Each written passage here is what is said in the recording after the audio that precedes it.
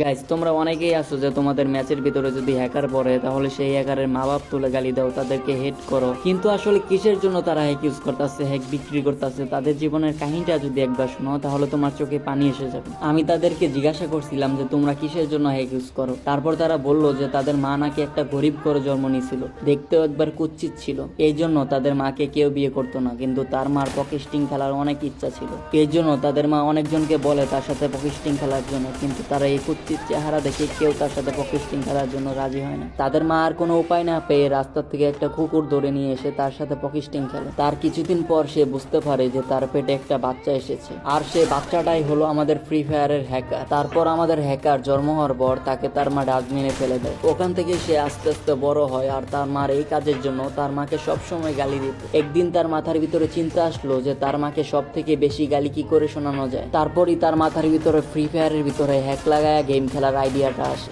আর তাদের আইডিয়াটা সফলভাবে কাজে লাগে। ঠিক এই জন্য তাদের মা বাপ তুলে গালি দিলে তাদের কোনো যায় আসে না, তারা আরো খুশি